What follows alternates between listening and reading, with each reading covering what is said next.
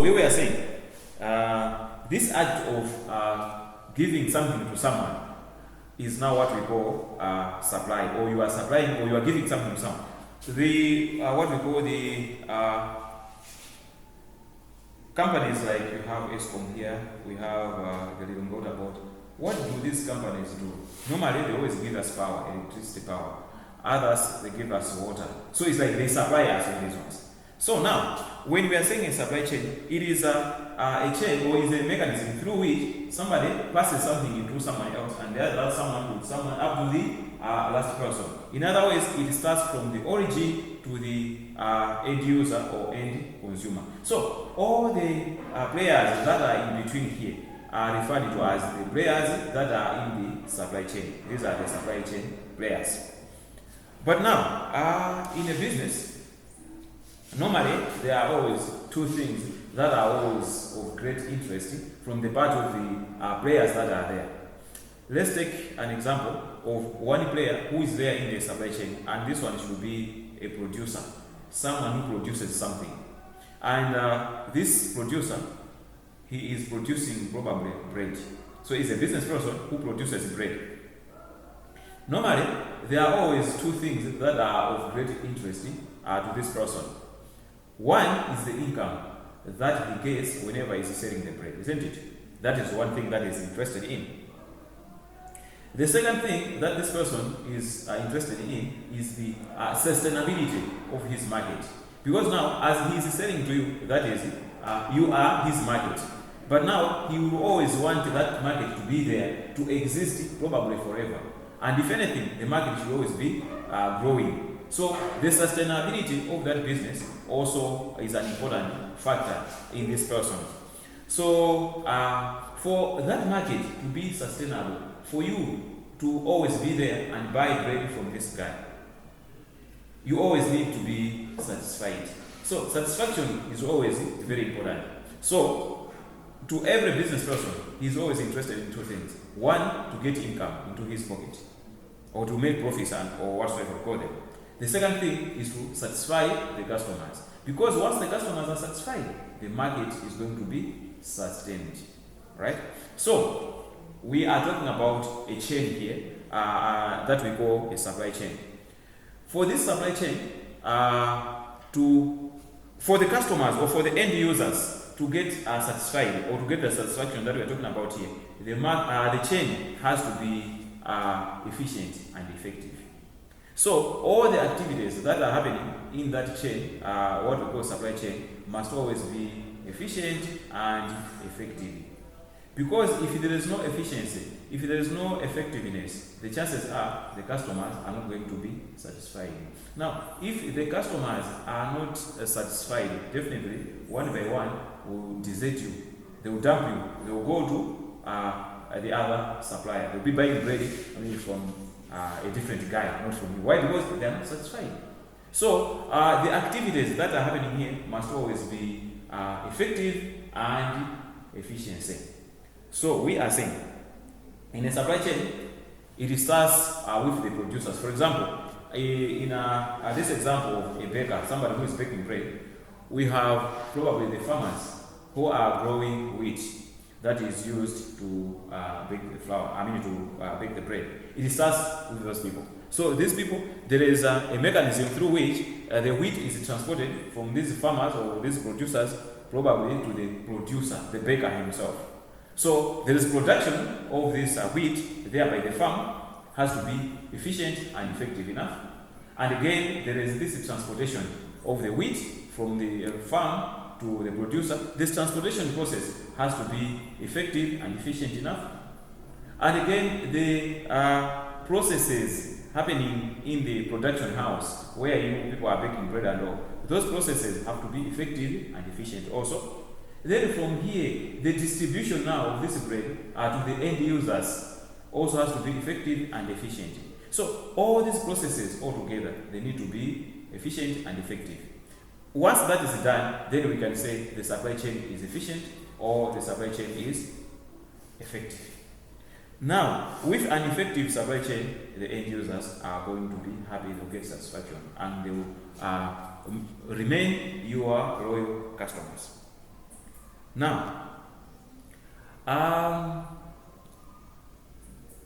we are talking about supply chain management. It means the processes that are taking place here, there is always a need for those processes to be managed or to be handled in such a way that they behave or they operate accordingly, according to your expectations and of course according to the expectations of your customers and other stakeholders within the supply chain. There is a need for those processes to be monitored or to be well managed. Now, when we are saying supply chain service management, in other words, it is a process through which the supply chain processes are monitored so that effectiveness and efficiency is achieved. So, monitoring each and every process in the supply chain or on whatever is happening in there has to be well monitored and to make sure that at least it is working according to your expectations. If these things are happening, then we say what is happening is the management of the supply chain. Now, we are assuming to say one of you people is a supply chain manager. You are a supply chain manager in an organization. Now, we are saying in the chain that we are talking about here, there are always numerous players that are in there. Now, those numerous players that are in there, they are not only belonging to your business alone. They have their own independent or individual businesses, isn't it? For example, tukukamba za chicheni chomwe chili apapachi, chomwe tikuti kuli there is a farmer there, there is a transporter in between here, there is a producer here, a distributor and a retailer. Makampani osewa kapena mafirmu osewa ali apapawa sikuti ni firmu imodzi kapena ndi munthu mmodzi ndi anthu osiyana-siyana. So it means if you are a supply chain manager or company ya producer, I don't think you will also be responsible for managing the activities that are happening with the distributor, this other end, or else probably the farmer, or issues to do with logistics here. You will not be responsible for these ones. But now, you are only responsible for whatever you are doing in your organization.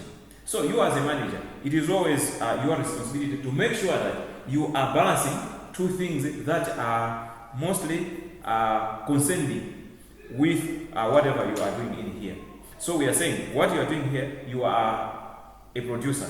Normally, as a producer, you are concerned mostly with two things: the supply and the demand. Because before you produce something, you have to ascertain how much demand do we have out there.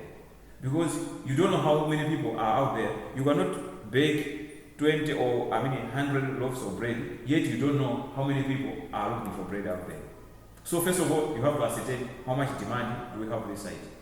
At the same time, you have to also ascertain how much supply can we get so as to meet the demand. So the supply in this case can be the raw materials. Okay, how much raw materials do we need for us to meet the demand that is there? You are the supply chain manager in this particular organization. So you are concerned with these two variables, demand and supply, and you have to balance so as to satisfy your customers. Similarly, those that are responsible for distribution, probably they are distributors or they are wholesalers.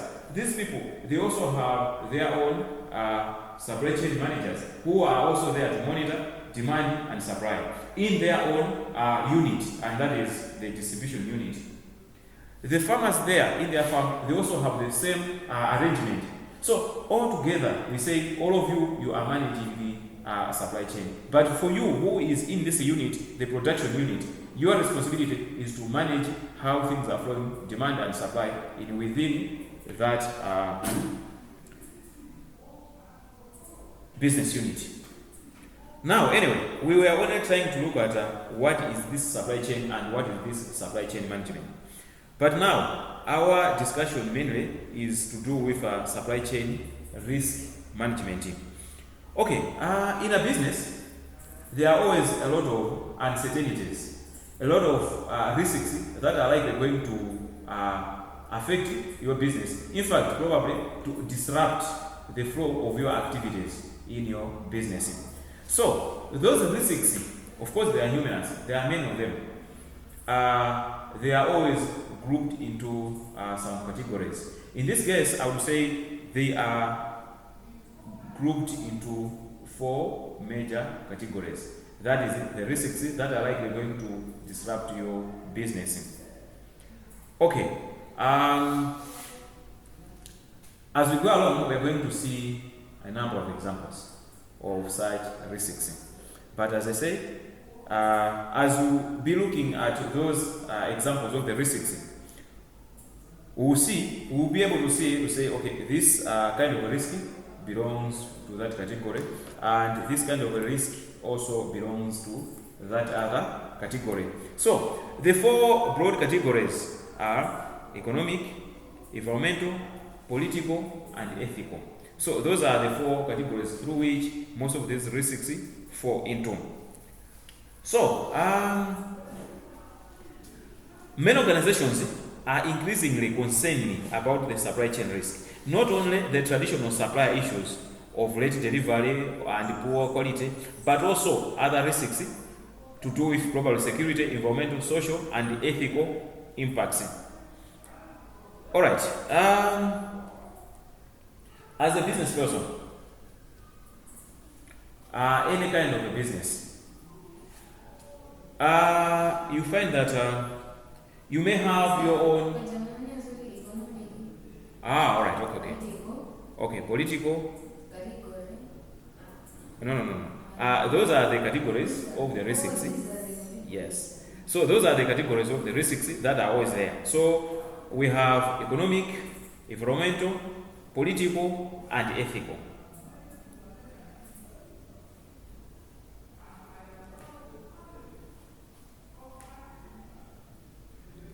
So, normally, business organizations are likely going to be vulnerable to a wide range of supplier problems, whether from internal events such as product defects or warehouse fires, external threats like cyber attacks, trade wars, natural disasters, and many others. Businesses can be disrupted or can fall victims of some of these risks that we have seen here. A factory can catch fire unexpectedly, maybe due to some other force or something. That is a risk, and nobody expected it. And that one can disrupt the operations in that particular business. Apart from that, it can happen to say, okay, the business environment, as we speak right now, is always very tough and competitive. There are always players all over. Especially with globalization, there is always stiff competition out there. So for a business to survive, you really need to be tough and strong. Now, there are always this what we call trade wars.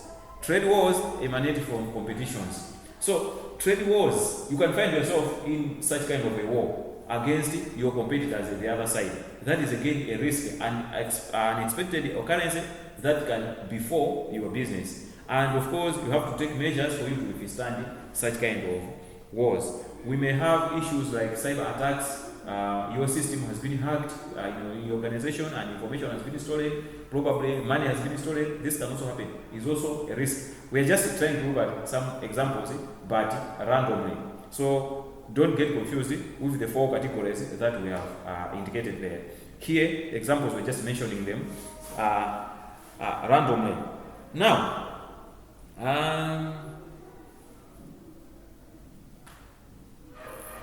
Now, having seen what supply chain management is, or supply chain sales management is, somebody will come and ask, then what is supply chain risk management? In other words, you'll be safe even to say, supply chain risk management is a process of taking strategic steps to identify, assess, and mitigate the risk in your end-to-end supply chain. This one is a process of taking strategic steps to identify, assess, and mitigate the risk in your end-to-end supply chain. All right?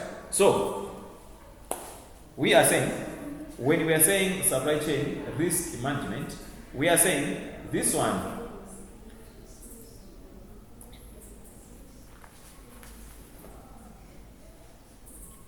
So we come on. All right. We are saying.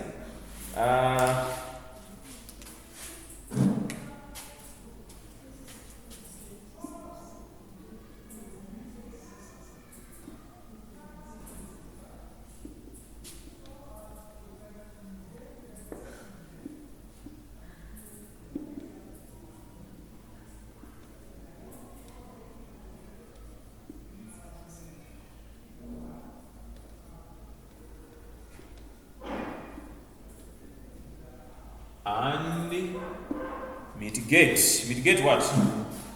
The risk in your end-to-end supply chain.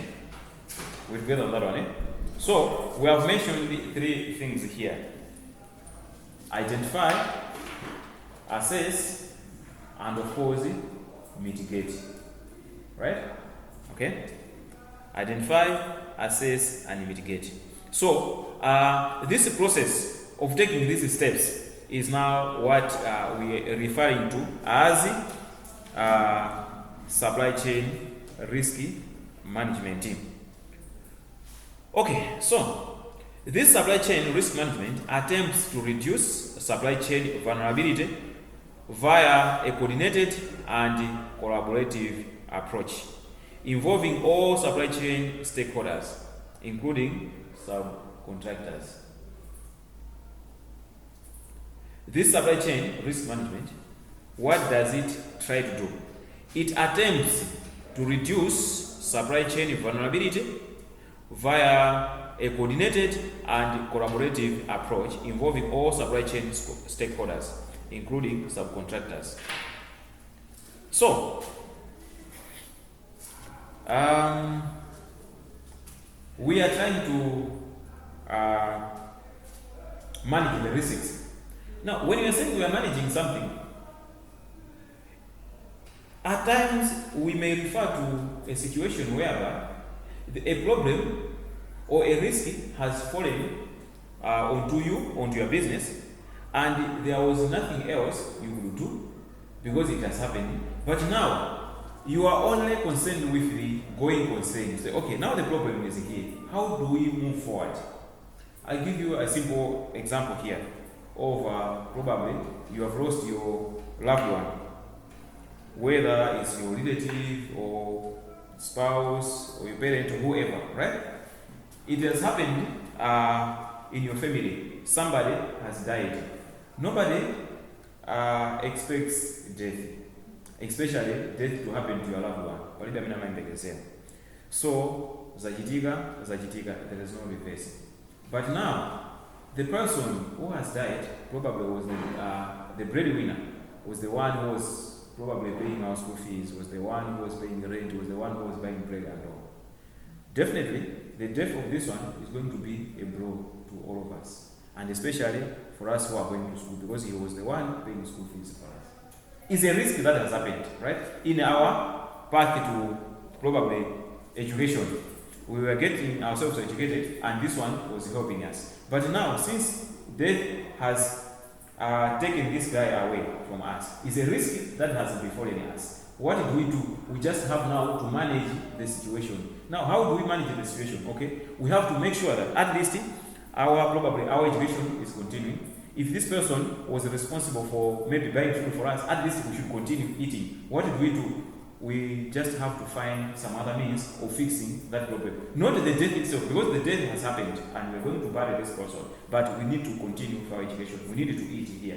So by bringing in these other measures, it's like we are mitigating the impact of what has happened here.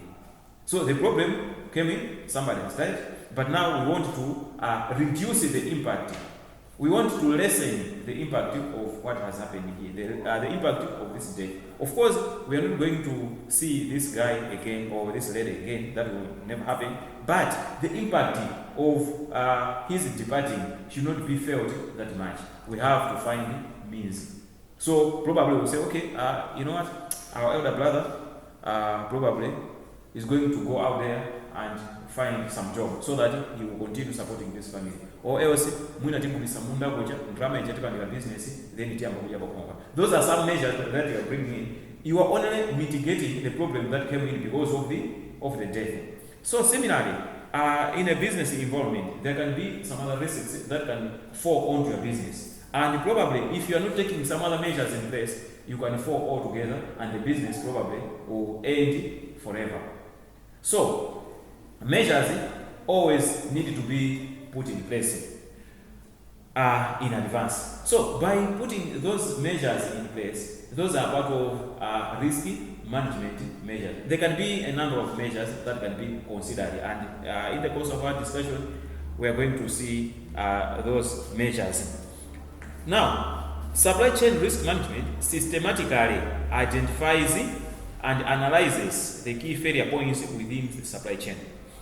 But before I go further, I said supply chain risk management attempts to reduce supply chain vulnerability via coordinated and collaborative approach.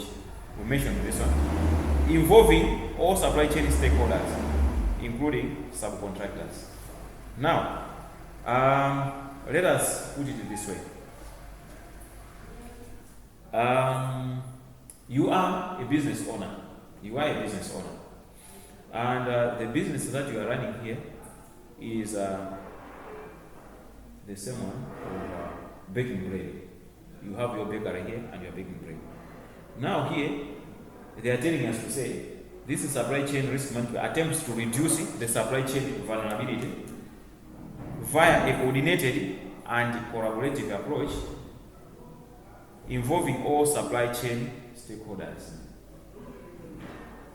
An attempt to reduce supply chain vulnerability via a coordinated and collaborative approach involving all supply chain stakeholders. So, you as a baker, someone who's baking bread, you are in that supply chain, isn't it? You are one of the players in the supply chain. Who are these other stakeholders we're talking about here?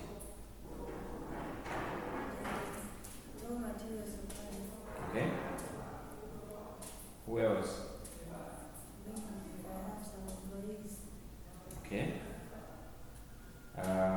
Fine.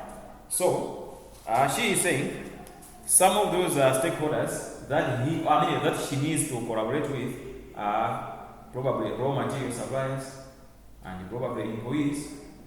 Others, what do you think?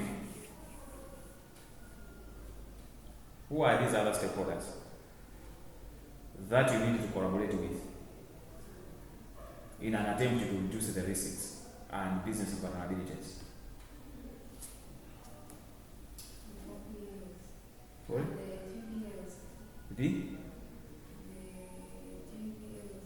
Okay, the 3PLs. By the way, who are these 3PLs?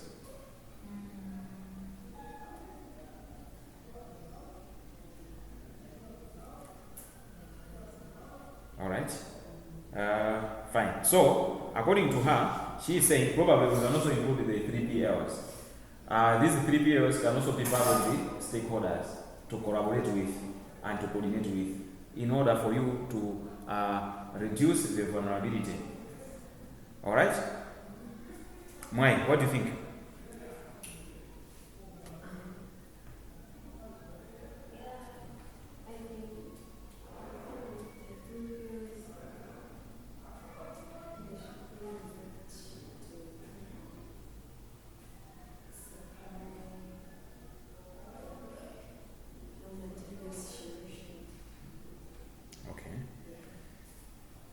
Alright, so all of you are, of course, on point. Because when you're in a supply chain, we are saying, despite the fact that you are an independent player, you have your own business. I mean, your business belongs to you, right? You are a producer, you are running your own bakery, you don't have a farm, you don't have a shop or a house or whatever, you're only baking bread, right? But you do not completely work independently. You still depend on the other players, the other stakeholders. So, for you to be successful in reducing the business risks, at least you need to take a collaborative and a coordinated approach. All of you in the chain, you always need to collaborate and coordinate. Why? Because if you don't, the mistake of one player can disrupt your operations or can affect your operations. For example, here she mentioned the raw material suppliers. What if You have your demand on this side. Your customers are there by the door. They are knocking, and they are saying, you know what? We need 100 loaves of bread by tomorrow. We need those loaves of bread by tomorrow, 100 of them. Then you assure them, you say, no, don't worry. By tomorrow morning, you are going to have your bread. Then you go to the supplier. Now you tell the supplier, you know what, my dear?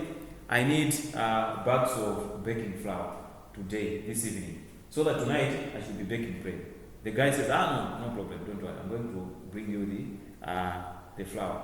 Then the next morning, the guy is not even bringing the flour. What's going to happen to you with your customer? They're going to get angry because they'll come and not say, hey, where's the price? You know what? In fact, the supplier did not bring the ABCD. Next, these people are going to run away. They'll go to the next door, to the next baker. By and by, you are losing credibility and you are losing customers. End result, you'll be kicked out of the market automatically. So it is always imperative and important for you to always collaborate with even these suppliers. Be in good relations with them, so that at least the flow of the materials from them, maybe to you, should not be disrupted. So that at least your customers, this other end, should always get satisfied. So your customers this other end, and of course your supplier this other end, should always be in good relations.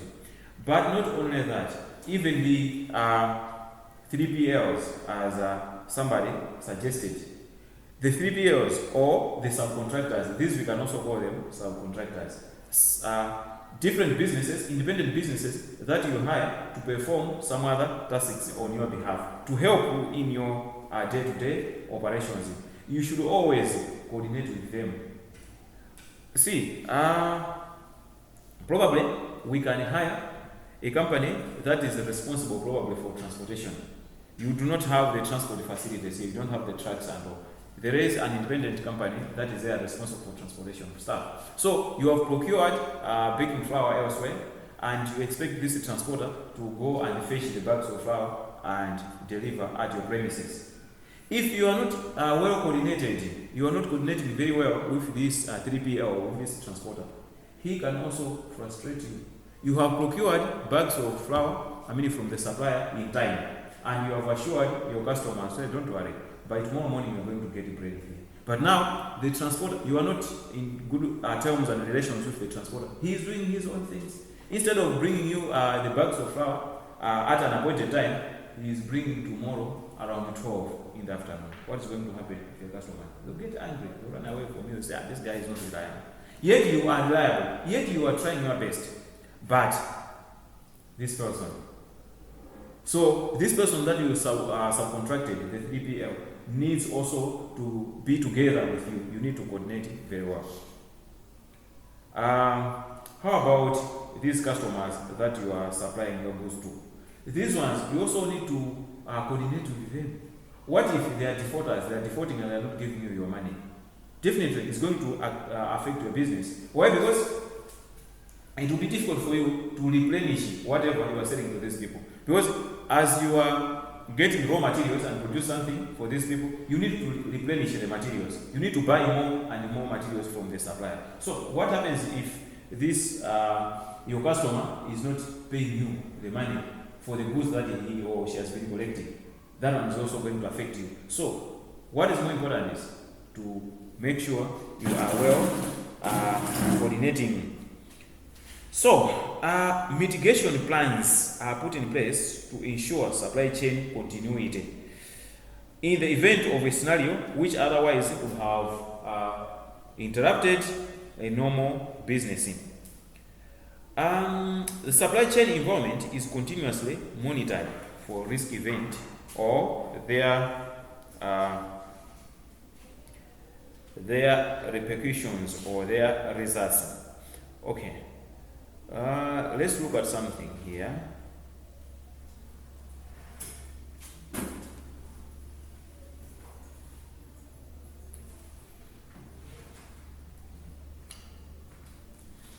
Now we are saying, you as a player in this particular business, your interest is to make sure that your customers are satisfied, are happy, Why should you make your customers happy? You want to maintain customer loyalty. The customers should always stick to you. This is the reason why you are trying so hard to make them happy.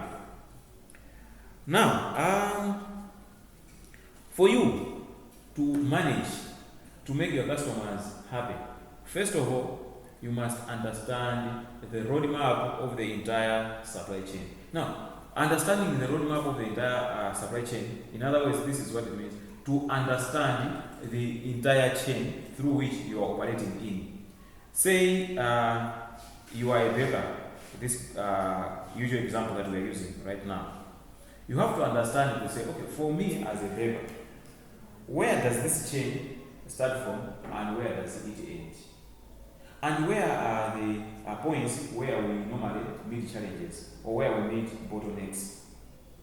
You have to understand that. That is understanding the roadmap of the supply chain. So as a player, first of all, the first step is to understand this chain properly. Tikachoka kuchimajika nchakuti chakuti. Tikachoka stage yakuti kumajika sawa. Ndekena kuchimaza kutipeza ife bana. Kuchoka pano kusima kafika. Kuchoka pano kusima kafika. You have to understand this. These processes that happen within the chain. And again, you have to identify the weak points or probably the difficult points within this chain, so that when you want to put measures in place, you fully understand what you are doing. Because you can't, the problem that you have, let's say,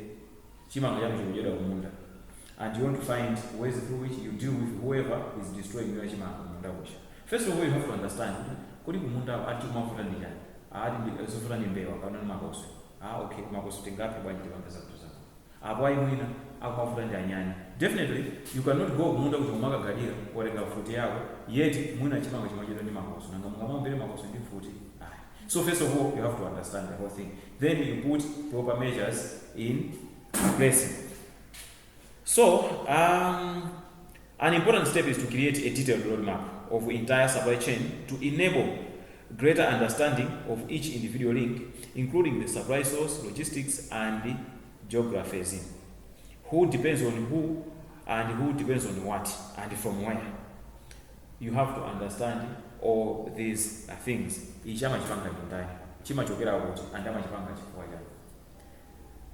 Whenever we are transporting our goods from here, let's say to Nzuzu, what is the geography?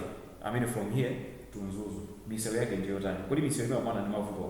Then identifying and understanding all those things will help you to put proper measures in place to mitigate or to reduce the risks that can happen there. We may say, okay, they say we are transporting things from here to Karonga, but the road between Nzuzu and Karonga, probably there is what we call Chiweta, and the road is not good. Probably once you identify and you have come to know that that road is not good and probably it's difficult to use bigger trucks, for example, you may say, okay, I think we must now use smaller trucks or maybe smaller pickups, so that at least we'll be able to navigate through that road. Why? Because you have understood it. Without that kind of understanding, you're going to fall yourself into a big problem that could have been prevented. So, by identifying that road, that terrain, and say, okay, I think we should not use bigger trucks via this road, but we should use smaller pickups. By doing that, you are mitigating the risks, or you are avoiding the risks that you have encountered. So, the first thing, as we are saying, is to understand the roadmap, to understand the whole thing.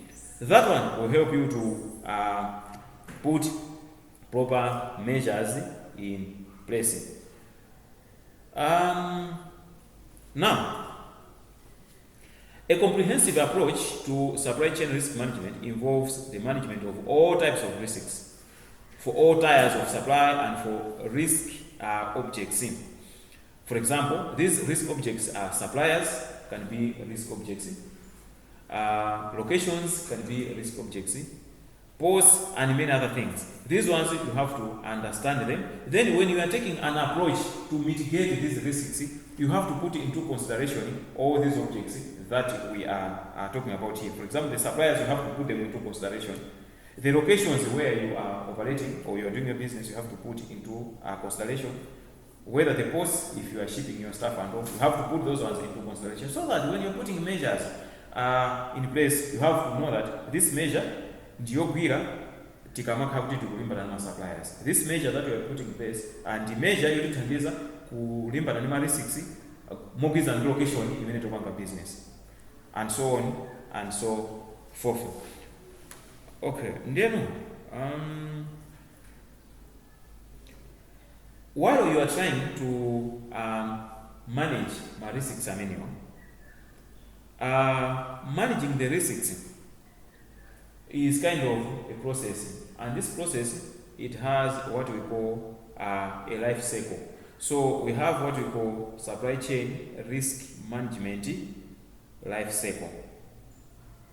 Now, this supply chain risk management life cycle, it has three important stages that are always involved. The first stage in the risk management life cycle is risk identification. So in this life cycle, we have risk identification as the first step. Now, what happens in this step? The first thing here is we should remember that to address a particular problem, first of all, you have to identify what that problem is. So somebody approaches the hospital, approaches the doctor, is crying so loud, is banging his head against the wall, is doing a lot of things, and everybody can see that this person is really sick. But the doctor or the physician cannot just take any other medication and give that person, say, I'm in Mankola, or else come here, injection into it. The physician cannot do this. What's the first thing that he does? He has to examine the person and identify the exact problem this person has. Upon identifying this problem the person has, the next is to say, okay, I think or else, in case of this problem, this is normally what we do.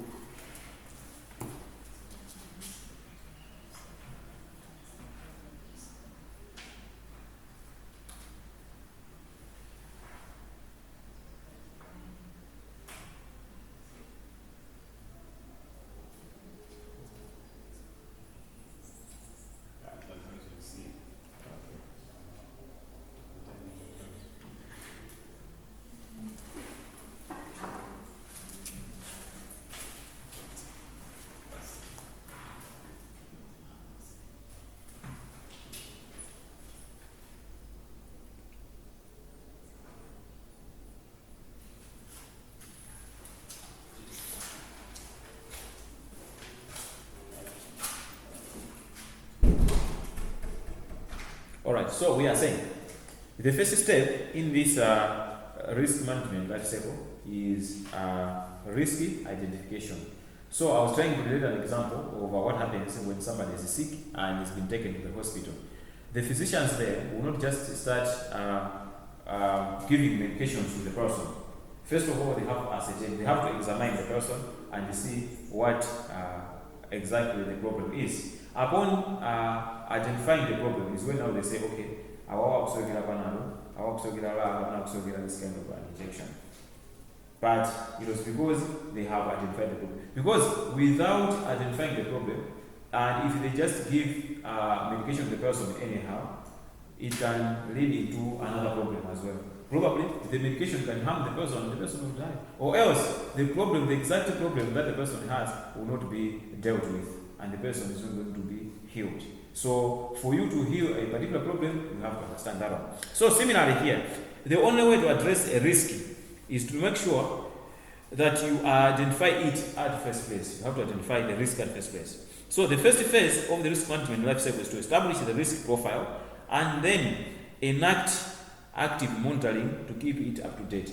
Enacting monitoring mechanisms, that is to put in place monitoring mechanisms. So okay, let us observe. kodi vuto likafika kuti and kodi kukula kwa vuto limene ndikotani and what impact will that problem risk have onto our business. So that's the first thing in the life cycle. Second thing is what we say risk assessment. So with risk assessment, this is just to understand what impact a risk event could have on your business.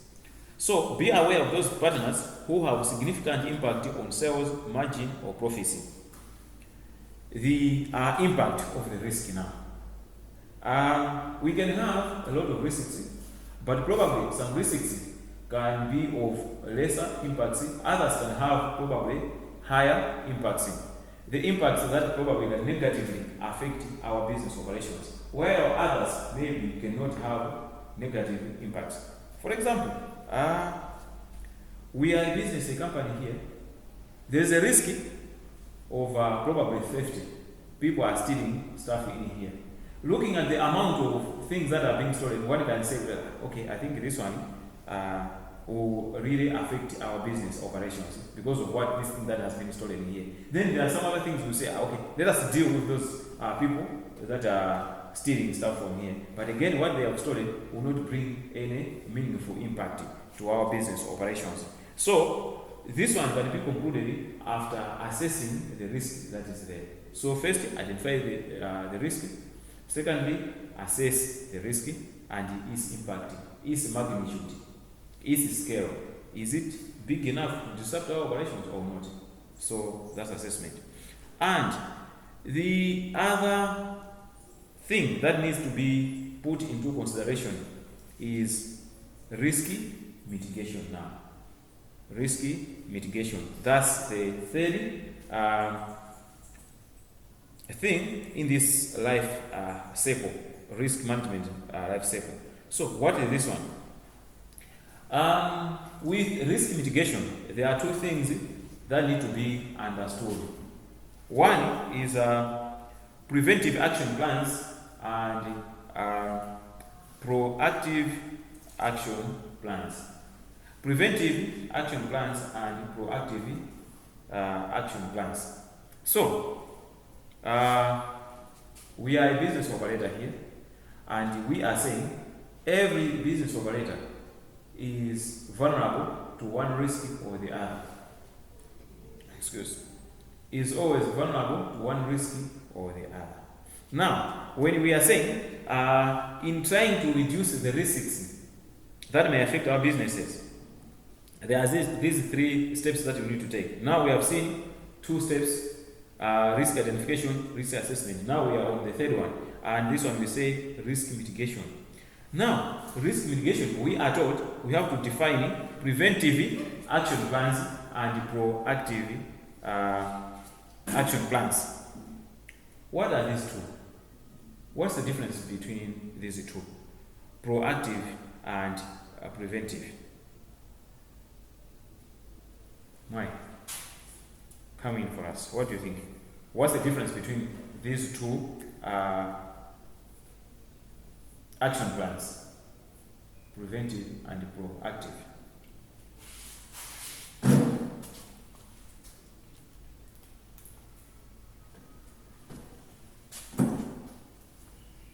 Yeah, talk to us.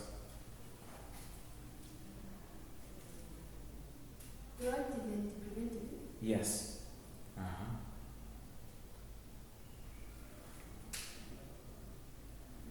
Yes, I don't know. No, come on, please. Okay. Maybe preventive plans, maybe those plans that are there in order to just maybe to avoid the risk to happen. While proactive are those plans that are there when the risk just happens. Okay.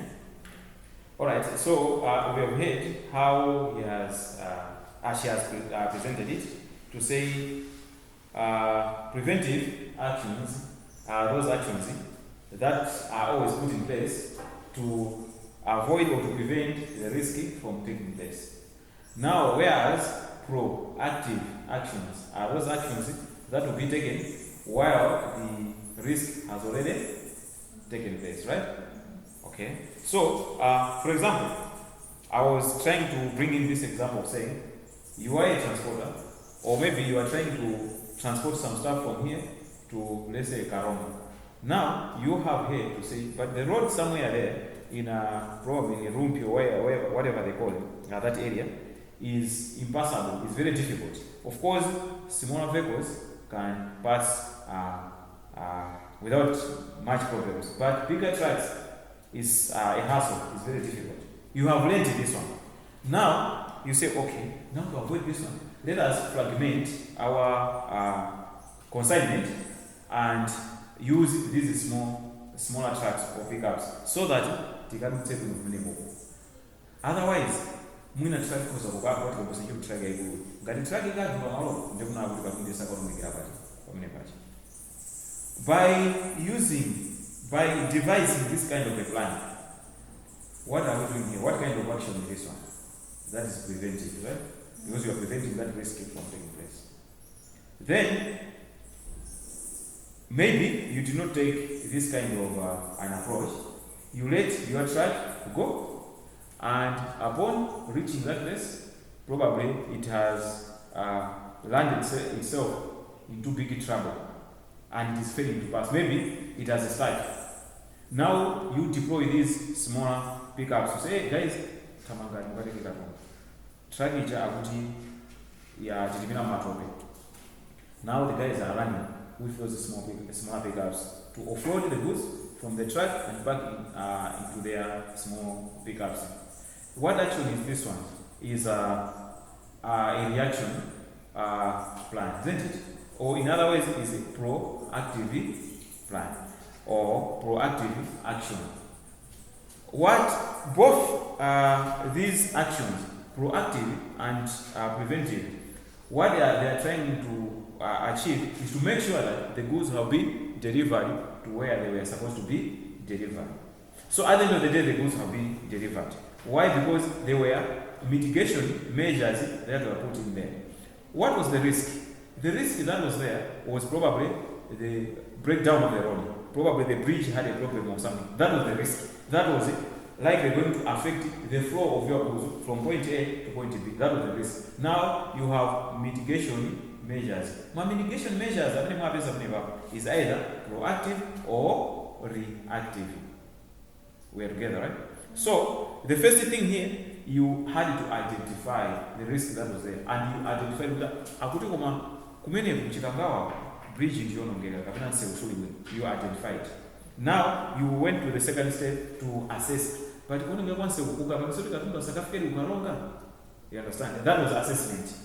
Now mutazindikira una yes, kunenge kwanse ukukuta pakisoti katumba asakafika ukaronga. Koma mutakatu kugisa chipi chikamule chikulu simukafika. Kwa mutagisa chito katumba mutaka. That was assessment. Now you are taking the mitigation measures. We are together on that one, eh? Okay. So, by taking both preventive and reactive action plans, it helps you to provide the basis for addressing risks using appropriate measures to secure supply and protect the brand. Now, you as a business player, first of all, the first and most important thing is to make sure that you are always on top of things that are happening. You should always be aware of whatever is happening in and around your business. So, in other words, you should always be on top of everything for you to deal with whatever risk that may befall on your business. So, there are always some strategies that you may always need to take in order for you to be on top of things. So here, let us look at these few strategies to proactively manage supply chain risks. The strategies that can help us to proactively manage supply chain risks.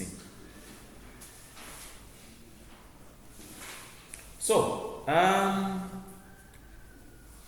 other than identifying, assessing, and mitigating the risks, supply chain managers can avoid them and also save potential costs in the process. So, studies show that those manufacturers who proactively manage supply chain risks end up spending almost 50% fewer resources to manage supply disruptions than those who stated that they are not proactive. Anyway, straight to the strategies that need to be considered. The first thing is familiarize your business or familiarize yourself with your potential suppliers. You have to be familiar with your potential suppliers so as to ensure that the supply of materials onto your business is not disrupted. Familiarize yourself with potential suppliers.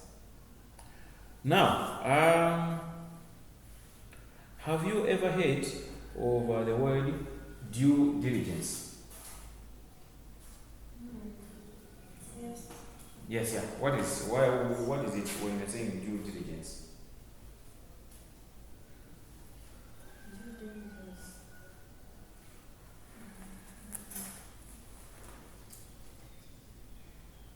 Going to the supplier and checking all the processes that they take. Okay. Yes. What is the importance of this due diligence? Why is it important to take some what we call due diligence?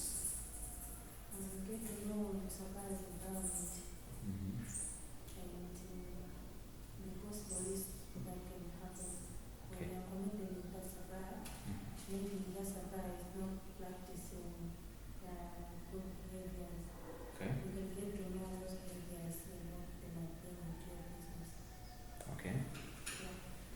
All right. Modeste, have you heard what Eunice has said? Okay. Fine. When we are saying due diligence, according to her, which is of course right, is to study your suppliers, those that you're going to deal with. Study them, understand them, their practices, their ethics, and any other activity related to their business and their conduct. In other words, ascertaining the track record of your supplier. You want to engage someone to supply you maybe with some services or some goods. First of all, you must take time to study the person and see, or the organization, and know the track record of that person. Their behaviors, their conduct, their ethics, etc. Why is this one important? They can also affect the reputation of your own business, and it can affect your business greatly. So, due diligence, as we are discussing further, we are going to see some good examples that will help us to understand why due diligence is important. Okay. With an in-depth due diligence, with an in-depth due diligence, manufacturers can get to know about a third party's business practices. From knowing whether the suppliers have a strong track record for meeting contractual obligations to existing conflict of interest in existing business relationships, to maintaining the high standards that your company has. So it is always very, very important. Why? Because suppose as a manufacturer of a certain product, in this case, a baker, right? What is it?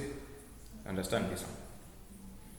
You are a baker, and we are saying you are baking bread. Now you are engaging someone who is selling baking flour. Now, you haven't taken any due diligence. You haven't studied the person. You don't know his or her track record, but you are buying from the person. Now, it has transpired that this person was a thief. He was stealing these bags of flour from elsewhere. and bringing you, and you were buying and baking bread. Now he has been arrested there. Now he said, no, now they are asking him, they are quizzing him, where do you sell this flour?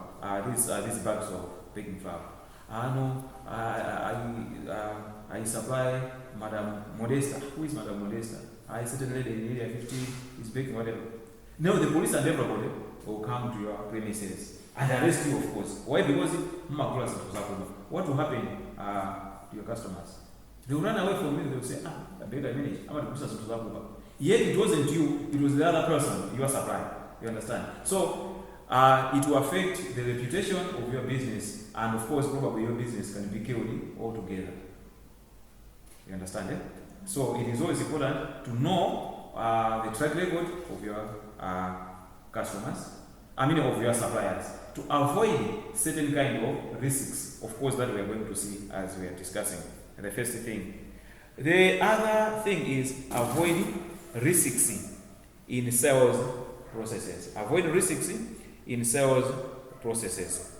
Normally, when you are dealing with your customer, say you are produced your whatever goods here and you are selling to your customers, there is always an interaction. That interaction, besides the monetary obligations that are there, the exchanges that are happening there, you are supplying the goods and of course they are giving you the money. Other than those ones, the interactions that are there are also very, very important. Of course, the other services that are attached to the process that is happening here, the sales process, are also very important. If not managed properly, you may end up frustrating or disappointing the customers, and the customers will be saying, "At your business, at your business, I think it is going to be." Why? Because apart from the monetary obligations that are there, but again, the service itself, or the interaction itself between you and your customers also matters most. So you have to avoid that as much as possible, as one way of reducing the risks. In this case, the risk of losing the trust of your customers. There is another thing here that we say: mitigate the risk and create value. Mitigate the risk and create the value. Okay. There are two things here. You are delivering goods to your customer who is there in Karonga. That our example we are having.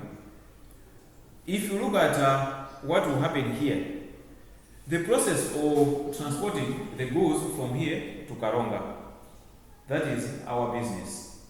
Whatever happens in between, that is our business. Our customer in Karonga, what he or she is interested in is the actual service or the goods themselves. And the goods have to be in good condition. The value of the goods always has to be there. So, while we are mitigating the risks that are here, but we have to make sure that we maintain the value of whatever service or the product we are delivering. It's like you are delivering the product to the customer, but in a damaged state, in bad condition. Now the person is saying, you say, by the way, why is it that this one seems to be broken, seems to be bruised, ABCD? Why is this like this? Then you come and say, I'm going to go some of them make a bunch.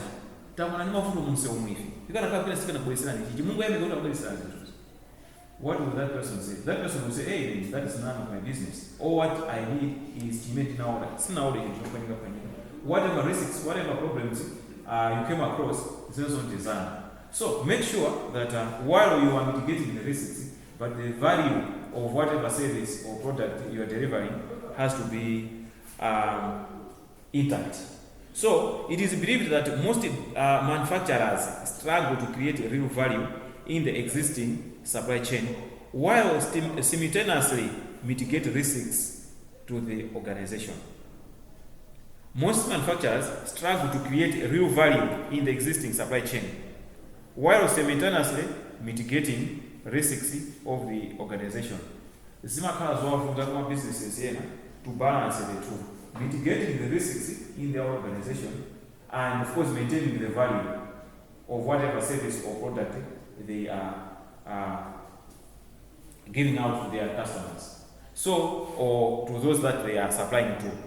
So, it is always imperative and important to make sure that you balance the two. While in an organization, you are mitigating the risks that are there, but at least the value of that particular product or service has to be respected and has to be preserved. So, there is another important strategy here.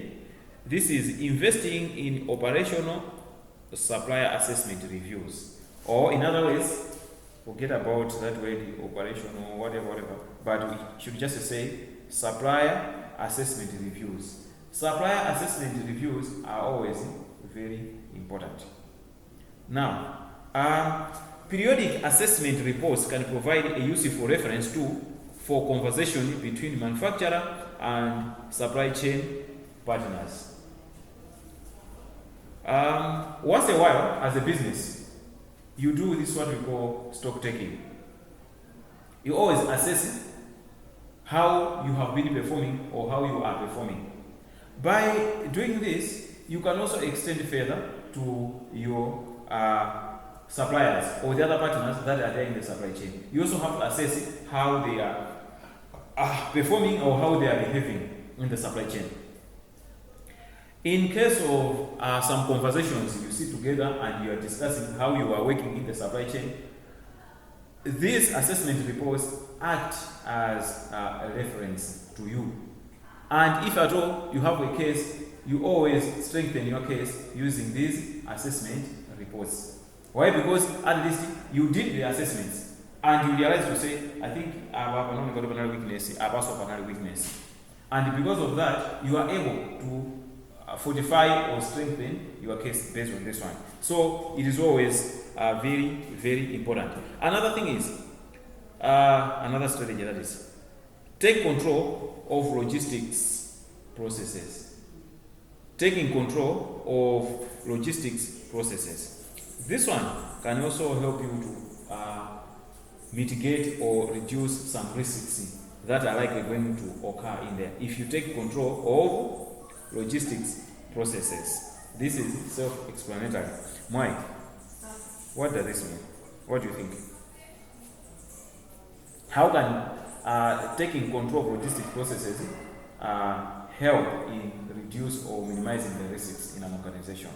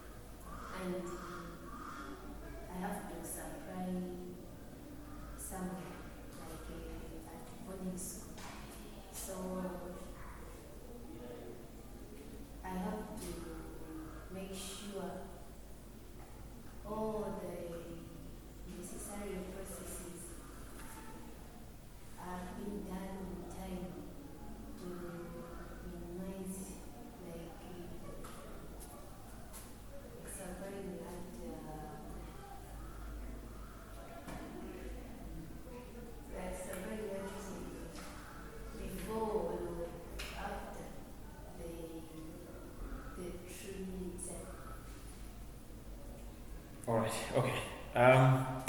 That's very correct, and you are almost on point. In other words, we can also put it in this way. You, as let's say a producer, you always want to, we say, to satisfy your customers the same, isn't it? So for you to satisfy these customers, you don't want disruptions or anyhow disruptions. Definitely, you don't want those disruptions because the disruptions in the flow of materials into your production house will affect the output and again will affect your customers. So, normally, logistics functions are either controlled by you as a producer, can be controlled by the supplier, or can be controlled by can be conducted by the 3PL, isn't it? So here, to avoid unnecessary interruptions, we are encouraged to say the best you can do is to take control of those logistic operations or logistic processes. We all know when you're talking about logistic processes, we have warehousing processes, we have information flow, of course we have transportation, and all those other. Those are some of the processes. So by you taking charge of some of these processes can help you to avoid unnecessary disruptions.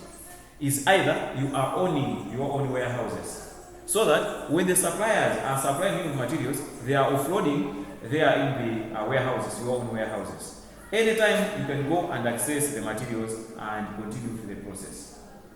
Whereas if you were only dependent on those suppliers who say they will do whatever they can, they will bring you the materials into your factory or whatever, what if they have experienced probably some problems along the way?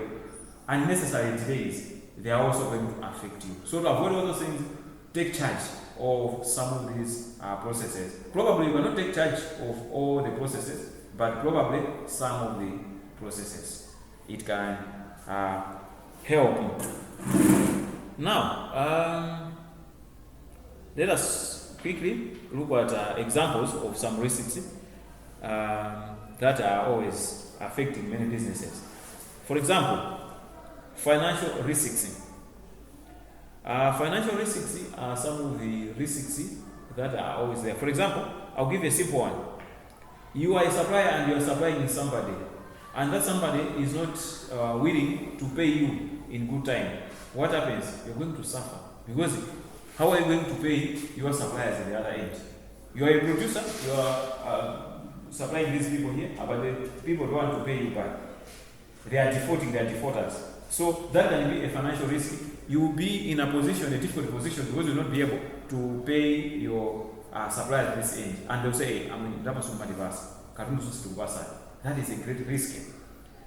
Then, there is always a possibility that suppliers will encounter a business scenario that threatens their financial health.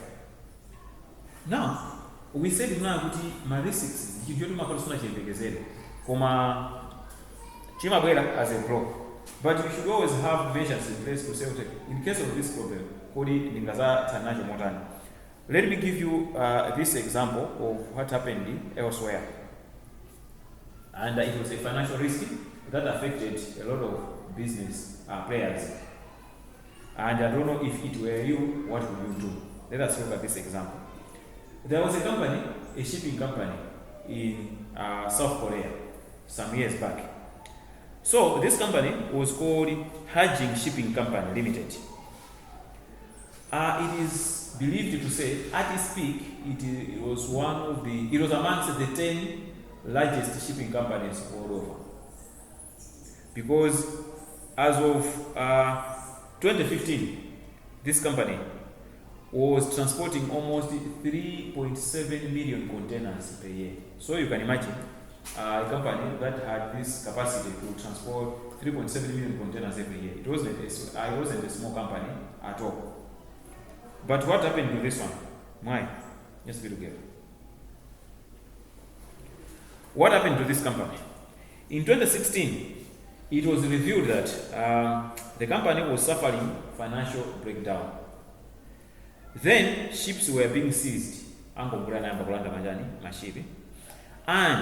those that docked at ports were unloaded because service providers did not know if they would be paid. And as a result of asset seizure and asset confiscation, this company announced its office shutdowns. So by 2017, the company was declared bankrupt. So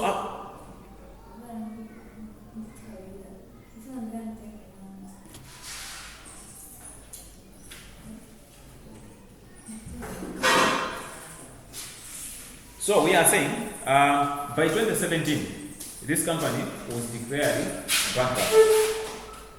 So, up to this day, it is believed to say this bankruptcy that happened here was the most significant in the history of shipping in the world. Now, come to think of this.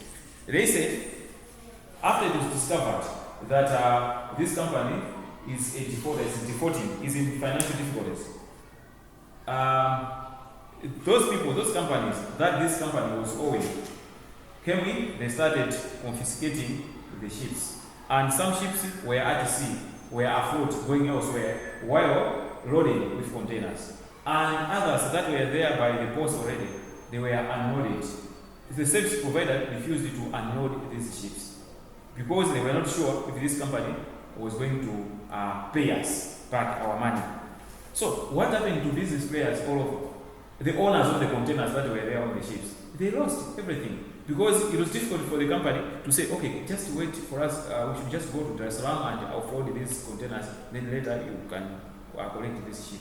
It was impossible. So it's like, it was a risk from the part of the business players, those people whose containers were there on those ships, those people who were dealing with this shipping company.